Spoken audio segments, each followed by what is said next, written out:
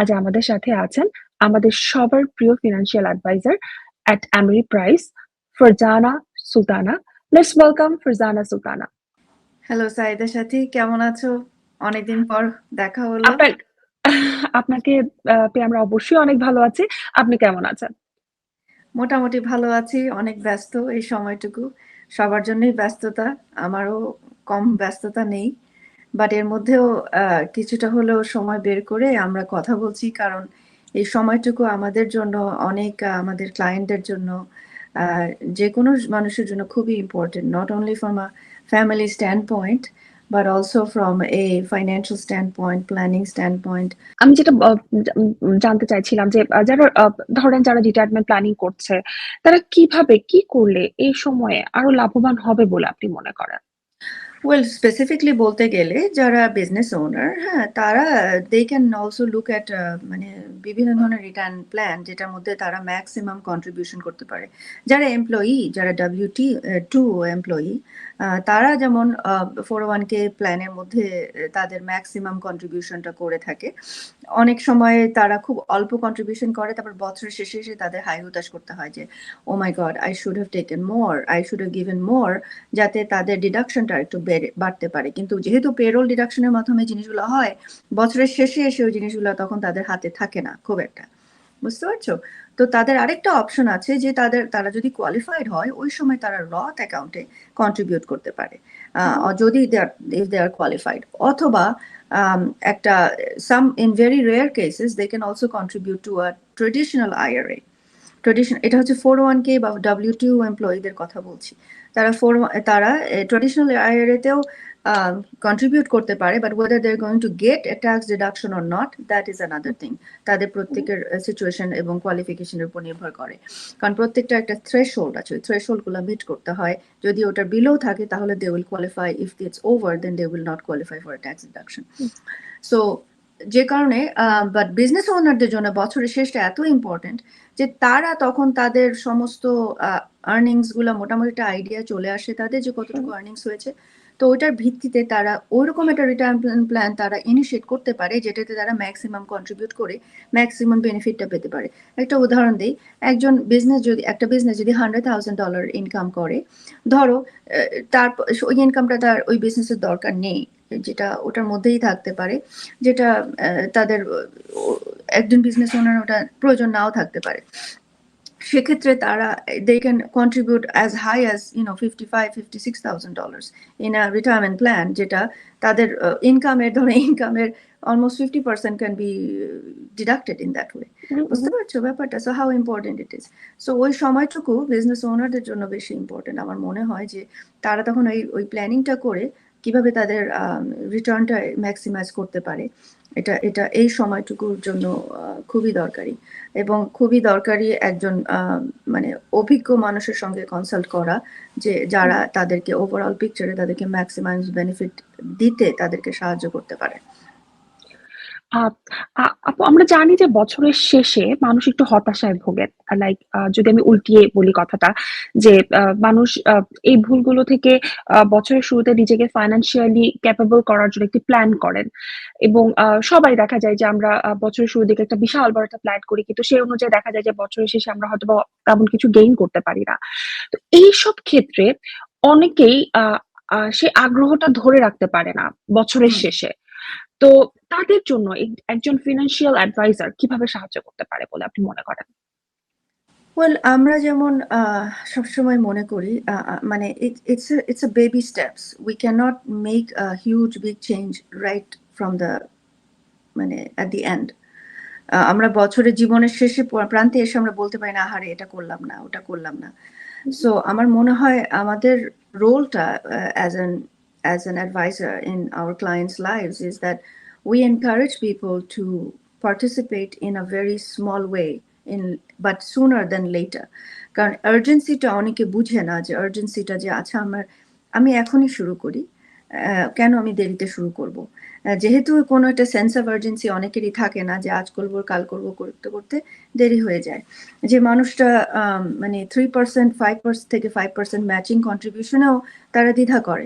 মনে করে যে আচ্ছা ঠিক আছে, আমার এই টাকাটা তো আমার অন্য কাজে লাগবে। আমি এটা করব না। অথচ 3% to 5% matching contribution A 401k plan could be so much, মানে ওখানেই 100% রিটার্ন হচ্ছে, তুমি চিন্তা করো।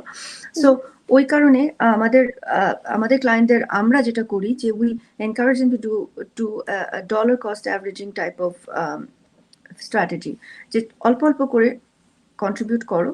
এবং যেটা হয় এটার বেনিফিট ২ রকমের। ১ নম্বর হচ্ছে যে তুমি বড় ধরনের কমিটমেন্টে গেলা না প্রথম থেকেই, যে আমাকে প্রথমেই $১০,০০০ করে বছরের শুরুতে আমার শুরু করতে হবে, এরকম কোনো ব্যাপার হলো না।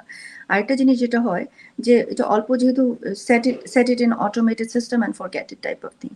সো অল্প অল্প করে যখন তুমি ড্রিপ করতেছো, তো ওইটাতে হয় কি, তুমি যে শেয়ারটা কিনছো, যে মার্কেটের যে প্রাইসে তুমি একটা জিনিস কিনছো, সে মার্কেটের প্রাইসটা অ্যাভারেজ হয়ে যাচ্ছে over the course of 12 months. Think about it. If you start in January and তুমি যদি তোমার কমিটমেন্ট হচ্ছে আমি বছরে ধরো $১২,০০০ মতন আমি সেভ করবো, এটা আমার প্ল্যান। হাওয়েভার আমি এখন $১২,০০০ কমিটমেন্ট করতে পারছি না। বাট তুমি যদি $১,০০০ মতন কমিটমেন্ট করো, ১,০০০ করে বছরে $১২,০০০ সেভ করতে পারো, what ever the vehicle is, তাহলে তোমার কাছে এত কষ্ট লাগবে না। আরেকটা জিনিস হচ্ছে, বললাম যে শেয়ার প্রাইসটা অ্যাভারেজ হয়ে যাচ্ছে, so you're not going into a very high market, you're not going into a very low market, it's like averaging the price, so it's a better option. The other thing is, because of these investments also, some of the shoot out a dividend or capital gains, যেটা আমরা reinvest করতে পারি. So the total return can be essentially a lot higher than just a interest bearing account, যেখানে আমি জানি যে ওই যে কম্পাউন্ডিং ইন্টারেস্ট বলে একটা কথা আছে না, যে আমি যদি 5% ইন্টারেস্ট পাই, 5% আমি যদি আবার রিইনভেস্ট করি, ওই 5% পরের বছর হয়তো বা 5.2% হবে। বুঝতে পারছো? বুঝাতে পারছি ব্যাপারটা? তো সেই জিনিসটাই আমাদেরকে খেয়াল রাখতে হবে, যে যখন আমরা ইনভেস্টমেন্টের মধ্যে বিভিন্ন ভেহিকলের মধ্যে যাই, অনেক ইনভেস্টমেন্ট ইয়ে করে ডিভিডেন্ড বা ডিস্ট্রিবিউশন ইয়ে করে, ওগুলাকে যদি আমরা রিইনভেস্ট করি, that has another compounding effect as well. So আমি বলছি না যে এটা নর্মাল, ধরো 10% অন অ্যান অ্যাভারেজ যদি আমরা রিটার্ন করি, মার্কেটের রিটার্ন, তো ওখান থেকে আমি যদি আমরা রিইনভেস্ট করি, so that can be essentially 12% return. So এইগুলো জিনিস, ছোটখাটো জিনিস আমাদেরকে, আমরা এনকারেজ করি আমাদের ক্লায়েন্টদেরকে অ্যাটলিস্ট ট্রেডিশনাল IRA বলো, রিটায়ারমেন্ট অ্যাকাউন্ট বা রথ অ্যাকাউন্ট, অথবা just a regular brokerage account, any savings that you can manage. If you're not needing the money and তোমার 3 থেকে 6 মাসের মতন, তোমার যদি depending on the marital status, তারা যদি 2% আর্নার হয়, তাহলে 3 মান্থস, অথবা 1% আর্নার হলে, হেড অফ হাউস হোল্ড বা সিঙ্গল ওনার হলে, তাহলে মোটামুটি 6 মাসের মতন একটা মানে কমপ্লিট রিজার্ভ রেখে, বাকি টাকাটুকু যতটুকু তারা সারপ্লাস থাকতে পারে, তারা on a regular basis savings প্ল্যানে যদি আসে, it becomes a big deal eventually যখন রিটায়ারমেন্ট আসে. So that will also enable people to get a lot more financially savvy, financially more in tune of what's happening in the market, and তাদের ওই inform decision, তাদের emergency fund গুলো access করতে অনেক সুবিধা হয়, as oppose to living money in the bank. আপনার এই কথা সূত্র ধরে আমি বলতে চাই, আপনি বলছেন একদিক থেকে যে ইনভেস্টমেন্টটার ব্যাপারে বা জমানোটা, সেভিংস এর ব্যাপারে, অন্যদিক দিয়ে আপনি আবার এটাকেও খুব বেশি জোর দিচ্ছেন যে অ্যাটলিস্ট অ্যাক্সিডেন্টাল কোনো কিছু ঘটার আগে যাদের বাড়ি আছে, তারা যেন অ্যাটলিস্ট 6 মাসের বাড়ি ভাড়াটা আলাদা করে রাখেন। অবশ্যই। তার মানে হচ্ছে সেভিংসটা তখন আসবে যখন অলরেডি আমার খরচটা অ্যাটলিস্ট 6 মাস আমার কাছে থাকবে। ব্যাপারটা কি তাই? ব্যাপারটা তাই। আমাদের একটা ক্যাশ রিজার্ভ, আমরা সবসময় part of our planning process is we don't use all our assets in putting in the market. That's not what we are recommending. So আমাদের ইমার্জেন্সি ফান্ড বলতে আমরা যেটা বুঝাই, যে 3 মাস থেকে 6 মাসের একটা রিজার্ভ, আমাদের মান্থলি এক্সপেন্সেস গুলো মোটামুটি একটা লিকুইড ফর্মে রাখা, তো যেটা আমরা ইজিলি অ্যাক্সেস করতে পারি। মানি মার্কেট অথবা সিডি হলেও এটা যেন 3 মান্থস, অথবা ভেরি শর্ট টার্ম সিডি, অথবা ক্যাশ সার্টিফিকেটের মতন একটা জিনিস যেটাতে। তো ওইটা করার পরে, তারপরে যদি মানুষের কিছু থাকে যে আচ্ছা ঠিক আছে, let me figure out if protection planning, অথবা মানে আমি এটা নিয়ে আগেও কথা বলেছিলাম, যে আমাদের একটা সিঙ্গল আর্নার যখন থাকে না, তখন কি অবস্থা হয়ে যেতে পারে একটা সংসারের। ওয়াইফ হয়তো বা কাজ করেন না, বাচ্চাগুলোকে এতিম হয়ে যায়। তো ওই সমস্ত ক্ষেত্রেও আমাদের প্রোটেকশন প্ল্যানিংটা ভেরি ইম্পর্টেন্ট। সো কিছুটা হলেও আমাদের ওগুলা স্যাটিসফাই করার পরে তারপর যদি কোনো কিছু এক্সট্রা থাকে, then we talk about going into a savings programme.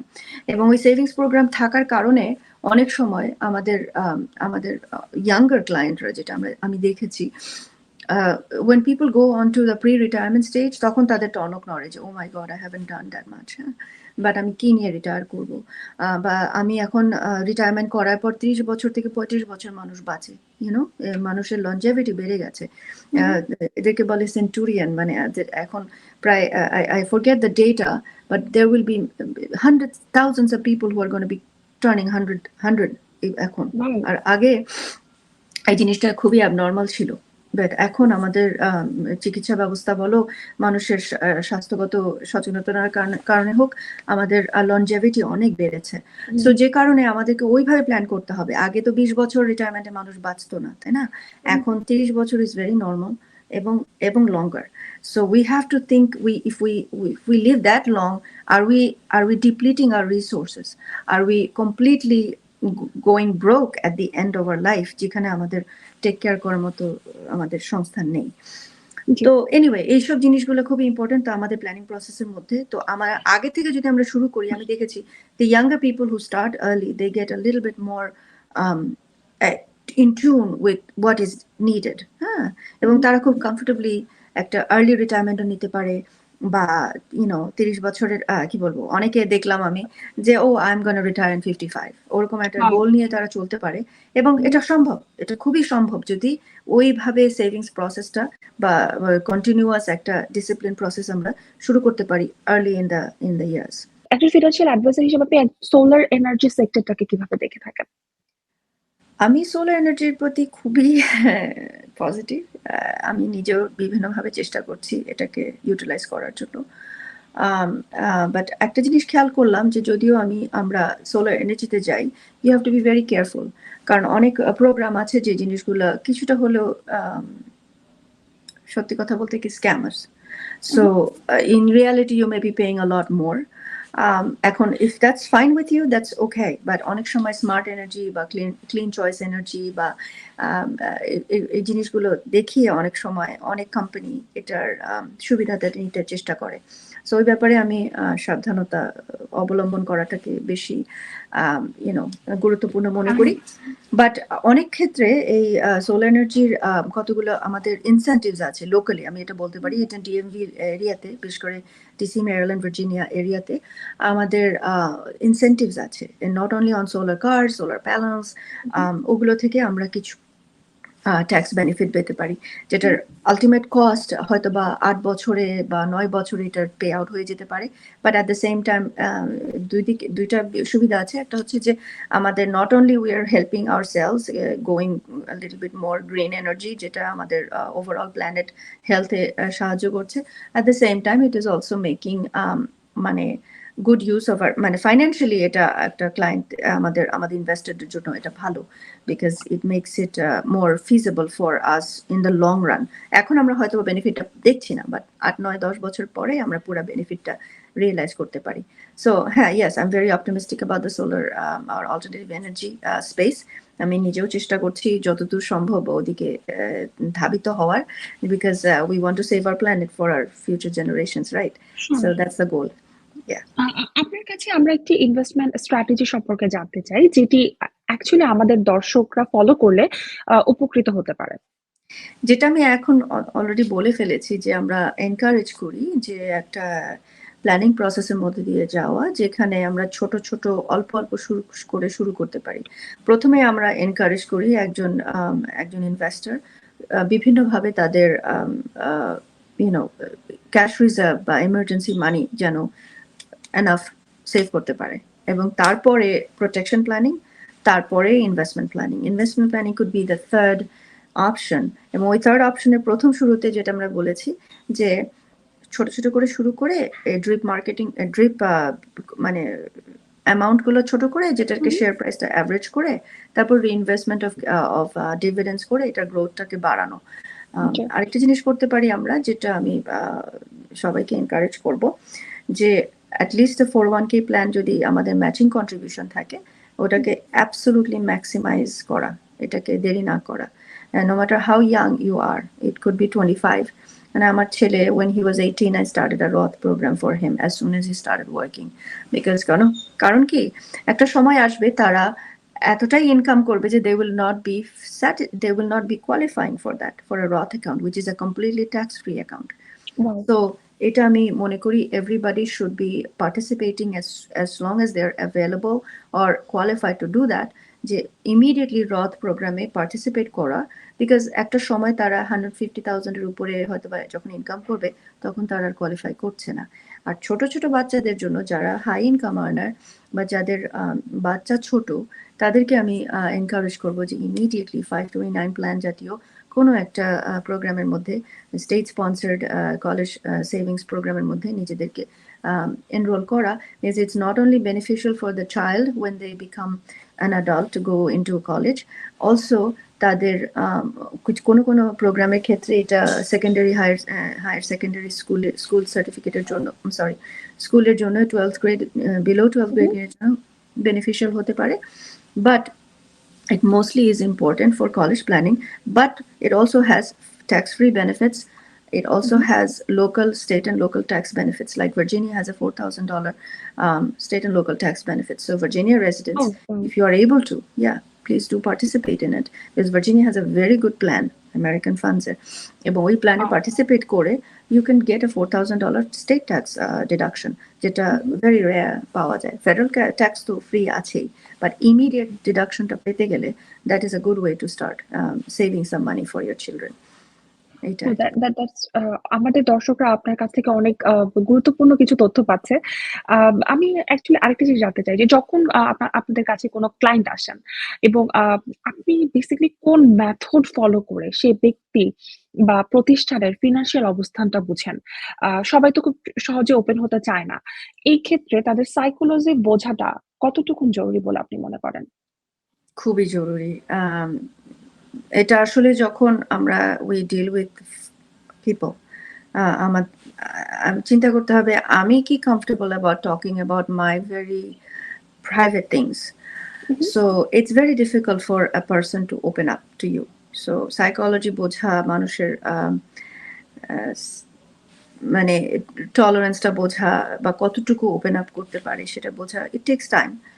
But এর জন্যই আমি মনে করি যে আমরা যদি একটা মোটামুটি অ্যাডভাইজারি লেভেলে আমরা কাজ করি, যেখানে তারা আমাদেরকে, আমার ক্লায়েন্টরা আমাকে ঠিক একটা ব্রোকার হিসেবে না দেখে, একজন স্টক অ্যাডভাইজার হিসেবে না দেখে, oh what is hot in the market যদি না দেখে, তাহলে ভালো হয়। বিকজ ওয়েন উই, যেটা আমার প্র্যাকটিসটা সেটাই বর্তমানে ইজ ধাবিত হচ্ছে ওদিকে, যে it's an advisory practice. And because of that, what you give to me, what you share with me, first of all, is extremely confidential. It will not go out elsewhere. আরেকটা জিনিস হচ্ছে যে ধাপে ধাপে তাদেরকে যে বুঝানো যে এই জিনিসগুলো এত ইম্পর্টেন্ট, যে তুমি যদি আমাকে জিনিসগুলো না বলো, এটা তো আমি এটাকে ইনকর্পোরেট করতে পারছি না। পাচ্ছি না। হ্যাঁ, আমার একটা আমার যদি আমার অ্যানালিসিসে আসছে যে you are only 25% on target to retire with this হু, অ্যামাউন্ট হু। Of lifestyle. বা তখন যদি ভদ্রলোক বা ভদ্রমহিলা বলেন, ও আমার তো এতখানি অ্যাসেট আছে ওইখানে, আমি তো তোমাকে বলেই নাই ওটা। তো ও! ওটা আমি যদি না জানি তাহলে তো আমি তো বলতে পারছি না। তাহলে তুমি তো হয়তোবা তুমি 70% 80% on target to retire at this amount of money. But তোমার ওই জিনিসটা যদি না বলার কারণে আমি ওটাকে ইনকর্পোরেট করতে পারছি না। সো কিছুটা হলেও তাদেরকে ট্রাস্ট করে, আমাকে ট্রাস্ট করে, আর আমার সাইকোলজিটা তাদের আমারও বুঝতে হবে তাদের সাইকোলজি। সো একজন ভেরি কনজারভেটিভ পারসনকে আমি তো বলতে পারি না যে তুমি 100% এটাতে যাও বা এখানে করো, এটা হু, করো। হু। সো এটা বুঝে শুনেই আমাদেরকে করছে, যেটা আমাদের একটা কোয়েশ্চেনার আছে, কোয়েশ্চেনার ভিত্তিতে আমরা ডিসিশন গুলো নেওয়ার চেষ্টা করি আর কি। ওইটা তার ছিল। মানে একটা ফান ফ্যাক্ট বলা যায় যে অনেক সময় আমরা বলে থাকি যে ডক্টর অ্যান্ড অ্যাটর্নি ওনাদের কাছে কখনো কোনো কিছু লুকাতে নেই বা হ্যাঁ, লুকাতে নেই, রাইট? তো আজকে থেকে এরকম যোগ হয়ে গেল যে doctor, attorney and financial adviser থেকে আসলে কোনো কিছু লুকাতে নেই। লুকালে আসলে নিজেরই ক্ষতি হবে নিজের একটু অ্যাজ এ ক্ষতি ক্লায়েন্ট। হবে না, কারণ আমি তো বুঝতে পারবো না আপনাদেরকে আমি কি ধরনের অ্যাডভাইস দিব। সো জি। যদি একটা অ্যাসেট থেকে থাকে বা যদি কমতি থেকে থাকে, হু, হু। ওই কমাটা বলা, we have to say it in a very hard way যে sorry, you are not on target. এই এতটুকু সত্য বলার মতন তো সাহসিকতা থাকার উচিত, তাই না? এবং হু, হু। তাদেরও ওই জিনিসটা নেওয়া উচিত যে আচ্ছা ঠিক আছে, আমার I am behind, let me try to work on it in a positive way. তো এক্সাক্টলি, এই জিনিসগুলাই বললাম না যে খারাপ হোক ভালো হোক, আহ, জিনিসটা আমাদেরকে হজম করতে হবে। তো এই হজম এক্সাক্টলি। করার মতো মন মানসিকতা যদি অনেকেরই না থাকতে পারে, তাহলে হয়তো বা আমাদের সঙ্গে কাজ করতে পারবে না আর কি। জি, এবং আমরা একদমই শেষ পর্যায়ে চলে এসেছি। জাস্ট আমি শেষেই জানতে চাচ্ছি যে, যারা আপনার সাথে এই নতুন বছরে আপনার সাথে কমিউনিকেট করতে চায়, যারা আসলেই চাচ্ছেন যে হ্যাঁ, এখন একটু শক্তপোক্তভাবে একটু ফাইন্যান্সিয়াল দিকটাকে দেখার জন্য, তারা আপনার সাথে কিভাবে কমিউনিকেট করবেন? এবং কমিউনিকেট করার ওয়েটা যদি একটু বলতেন। আহ ভেরি ইজি, আমার ওয়েবসাইট আছে ameriprise.com এ। আমাকে আমার নাম ধরে ফারজানা সুলতানা হিসেবে সার্চ করলে পাওয়া যেতে পারে। I can also be reached on my work number. if you search for me, I'm there on the internet. So exactly. আর যদি in the community, in the Bangladeshi community, my cell phone is very available, 408-396-7238. এবং আপনাকে আসলে পাওয়াটা খুব বেশি কঠিন কিছু না। না, আমরা ওয়েবসাইটে ফারজানা গেলেই সুলতানা আমরা সার্চ গুগল দিলেই আমি টপে চলে আছি আসবেন। বলতে পারবো। Exactly, exactly. সেজন্য আপনি হচ্ছেন আমাদের সবার অনেক প্রিয়। আ এবং আপনাকে থ্যাংক ইউ। অসংখ্য ধন্যবাদ। আপনি আপনার সময় আমাদেরকে দিয়েছেন। আপনি আমাদের দর্শকদেরকে অনেক গুরুত্বপূর্ণ অ্যাডভাইস দিয়েছেন। আ যেটা আসলে আমরা হয়তোবা ভাবতে পারতাম না আগে। আমাদের না, কাছে ছিল না। যে সেভিংস হলেই হবে। সমস্যা নেই, সেভিংস করছি। কিন্তু এখানে যে আসলে অনেক কিছু জড়িত যে আমি সেভিংস করার আগে আমাকে এটলিস্ট ৬ মাসের আমার আমার সংসারের খরচটা আমাকে হাতে রাখতে হবে। তারপরে সেভিংস, তারপরে আমি ইনভেস্টমেন্ট এর কথা ভাববো। এই জিনিসগুলা বলার জন্য আপনাকে অসংখ্য ধন্যবাদ, এবং আমাদের দর্শকরাও আ আপনাকে আপনার এই কথা শুনে এবং আপনার অ্যাডভাইস নিয়ে উপকৃত হবে বলে আমরা মনে করছি। I would love to ধন্যবাদ do আপনাকে। this continuously basis. এটা আমার জন্য একটা একটা pro bono এবং এক্সাইটিং ব্যাপার কথা বলার। সো হু, হু। যেকোনো সময় আমি এখানে আছি, and like I said, Bangladeshi কমিউনিটির জন্য আমি সবসময় ওপেন। অন্য যেকোনো সময় সেলফোনে ফোন করতে পারে আর কথা বলতে পারে, but just not even in a formal relationship, I'm willing to help anybody that's needing then any kind of advice in that way. এভাবে আসতে পেরে আমি খুবই আনন্দিত। থ্যাংক ইউ ফর তোমাদের নিউজ অর্গানাইজেশন, তোমাদের এই মহতী উদ্যোগের জন্য। আমি being part of it is also very humble, and it's a humbling experience for me as well. So ওদিক দিয়ে আমি তোমাদেরকে ধন্যবাদ জানাই। রাজু মহাজন, তোমরা সবসময় আমাদেরকে এনকারেজ করেছো। সো এন্টারপ্রেনিয়রদের যারা আর কি এই সমস্ত কাজ করে, তাদেরকে তুমি লাইমলাইটে নিয়ে এসছো, এটা আমাদের জন্য একটা বড় পাওয়া। এটা আমি স্বীকার করতে বাধ্য হই বারবার। এই আর কি। Thank you. এটা আপনার বিনয় আপু। আপনাকে অসংখ্য ধন্যবাদ। Of course, my pleasure. অনেক সময় আবার কথা হবে। ঠিক আছে, খোদা হাফেজ ফর নাও। খোদা হাফেজ।